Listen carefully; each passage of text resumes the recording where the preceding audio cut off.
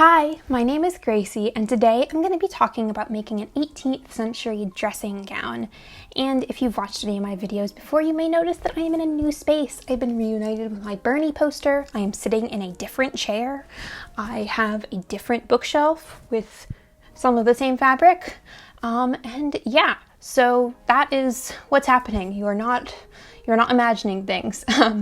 Anyway, 18th century dressing gowns. So this video was filmed in June. It is now September 2021, and it was originally intended as kind of a precursor to CosTube Symposium, where I was hosting an Instagram event called #CozySunday2021, and you can look that up on Instagram and see all the beautiful posts that people made.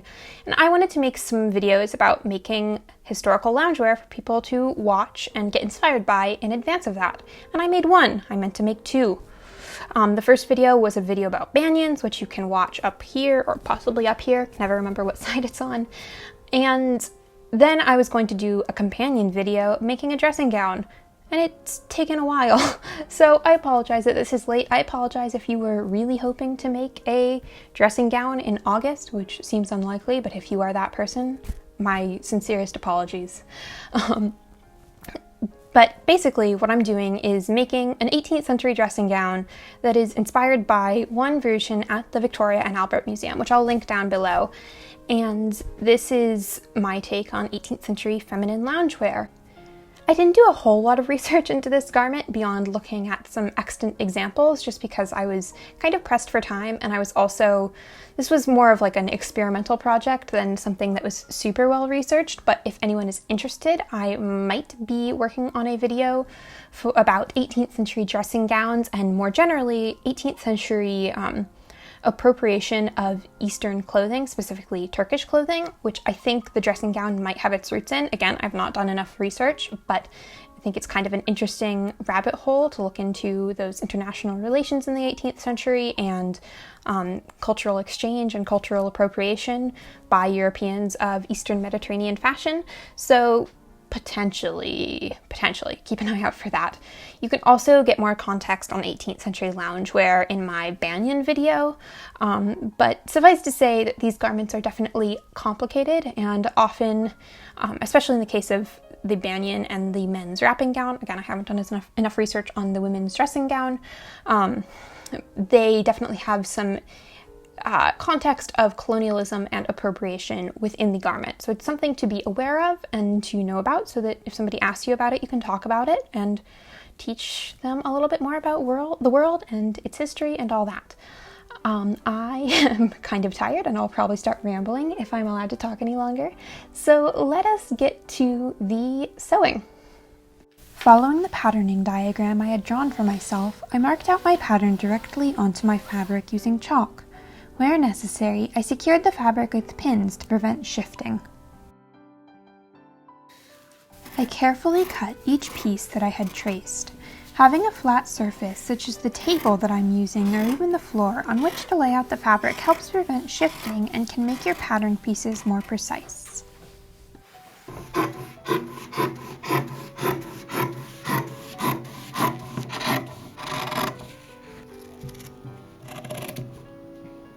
To cut long strips of fabric, such as for the sash, I pushed the base of the scissors through the fabric on a single grain line. If you're cutting strips of fabric, this is a useful way to ensure fairly straight edges without a rotary cutter. Because the center back was cut on the selvage, I had to seam it together before doing anything else on this project. This seam will take a lot of tension, especially at the shoulders, so I used heavier weight silk thread. The seam was sewn with a mixed running back stitch, which is my go-to stitch for longer seams where the edges of the fabric don't need to be finished. The next step was stitching a center back pleat. This adds shaping to the back while creating a graceful pleat that opens up at the waist. A diagonal line, which you can see faintly here, was drawn in chalk, tapering away from the center back the lower it gets on the garment. I then stitched along this line with, once again, a mixed running back stitch. The center back pleat was flattened and then was secured in place with a line of spaced back stitches down either side of the center back seam.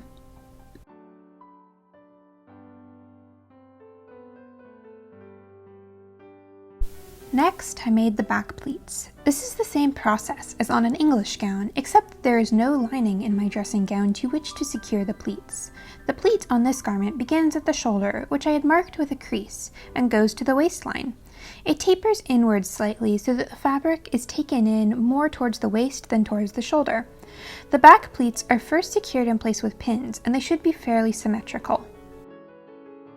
The back pleats were stitched down with spaced back stitches, which both secure the pleats in place and look decorative from the exterior.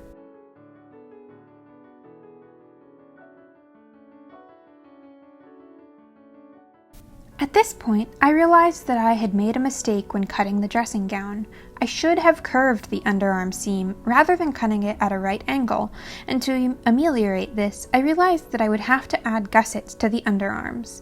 These gussets are cut as squares, and they are placed such that the diagonal of the square will flow from the side seam to the sleeve once they are fully attached. This process was quite fiddly due to the silk fabric and the angles of my pattern pieces, so I would recommend avoiding gussets altogether and just cutting the underarm as a curved seam instead. First, I stitched the gusset to the sleeve portion of the garment using a narrow seam allowance. This was done with a mixed running back stitch with the fabric pieces right sides together, although this fabric doesn't really have a right or wrong side.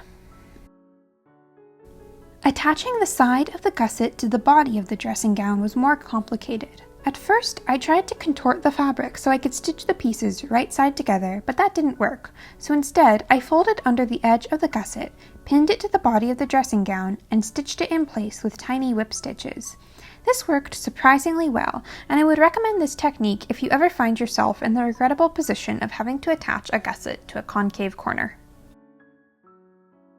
Once the gusset was set into the back of the dressing gown, I laid the front of the dressing gown against the back, right sides together, and stitched from the sleeve around to the waist, stitching the gusset to the front of the dressing gown as I went.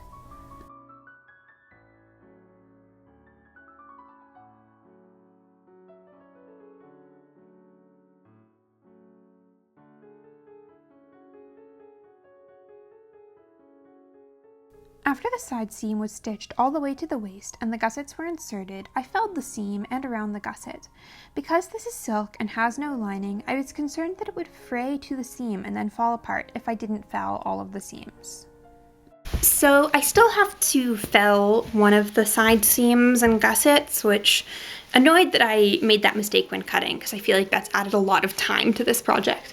But I was trying it on and the back is way too narrow. I think I was a little overzealous with the back pleats, which not super surprising. I also am thinking that the original that I'm basing this off of might have been made with more fabric. So let me stand up. I hope you guys can see that.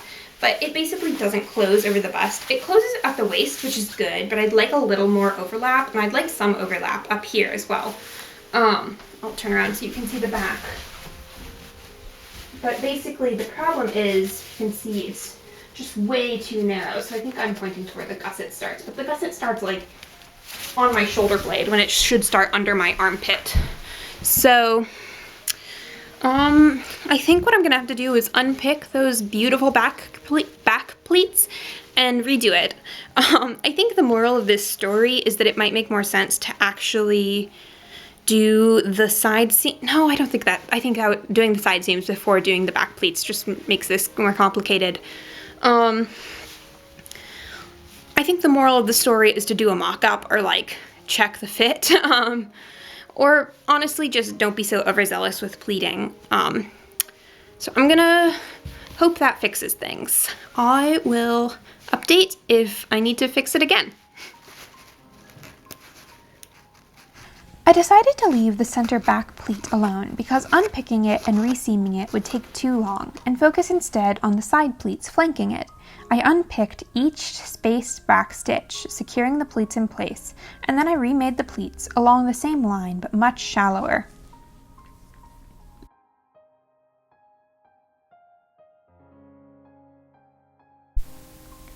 Once I had sorted out the back pleats, it was time for me to add side gores to add more volume to the skirts. These are cut like the gores on an 18th century shift, so they are very economical in terms of fabric, but still add plenty of volume. I seamed my gores together with a mantua maker's seam, which is similar to a modern French seam in that it encloses all of the raw edges. My boyfriend Ollie helped with these seams because I was working on a time crunch, so thank you to him for his help.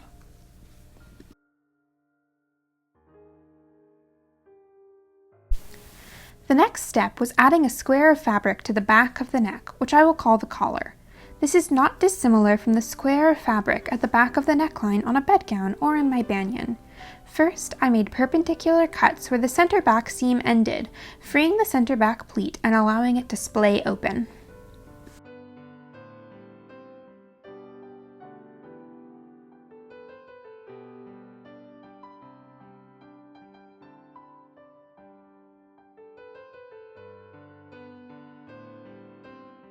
Then, I placed a rectangle of silk at the back of the neckline and pinned it so that it covered the raw edges of the inside of the dressing gown. This was extremely fiddly, but the end result is very nice looking. If you choose to add a facing to the front opening of the dressing gown, I would have added it before setting in the collar, but I did not have enough pink silk for a facing. Next, I folded the collar piece over to the exterior of the dressing gown so that the raw edges would be hidden from the outside as well. This was pinned in place and secured with spaced back stitches to match the stitching on the back pleats.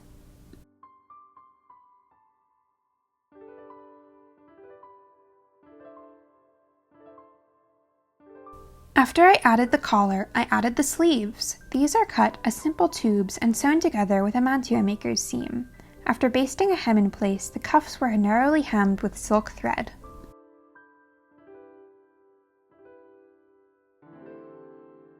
The sleeves were sewn to the body of the dressing gown with a mixed running back stitch, and the seam was then felled so that it would match the side seams and so that it wouldn't fray. Because of the way the side seams were cut, with extra fabric to pleat at the hip, I wanted to extend the stitching of the side seam down a little bit into the skirt to prevent gaping. To do this, I added a few rows of running stitches until about an inch down from the waist, which I indicated with a pink pin. Then I flattened out the hip pleat and used overcasting stitches or large rough whip stitches to prevent it from fraying or shifting. Each side pleat was further secured to the dressing gown with a few tacking stitches. My next step was to add a hem facing. I had cut a long strip of pink silk and ironed under one edge to form the base of my hem facing. Then, I pinned it right sides together to the bottom of the dressing gown, and I used a running stitch to secure the bottom edge of the hem facing to the dressing gown. Because this seam will form the hem, I laid the facing such that it evened out the hem, which was at this point fairly uneven. The hem facing was folded over to the wrong side and secured in place with whip stitches.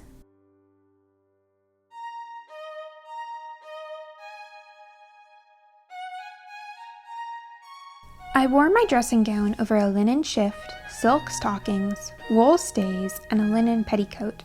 Because this is loungewear, I also wore a fluffy cap that is similar to the caps worn by some women depicted in bed in the period.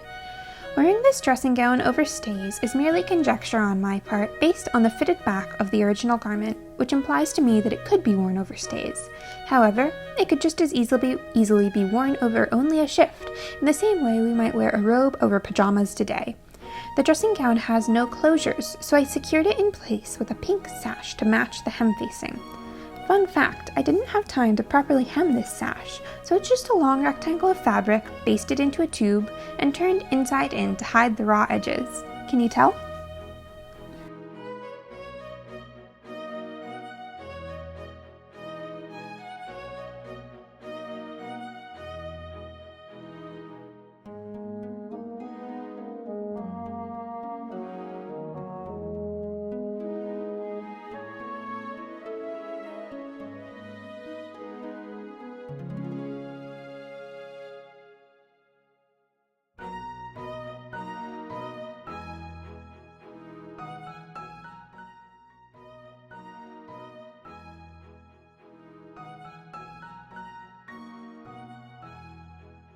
And there you have it, an 18th century dressing gown. I think this is pretty darn cute, if I do say so myself. It kind of reminds me of some of the stuff that Miss Maisel wears in The Marvelous Mrs. Maisel. And if I ever have an excuse to go to, like, I don't know, some sort of fancy picnic or that sort of thing, I feel like this is very good lounging around eating bonbons clothes. I mean, anything is good for lounging around and eating bonbons, but you know what I mean. Anyway, do let me know if you have any questions. I'll try my best to answer them in the comments. And yeah, hope you have a great rest of your day. Bye!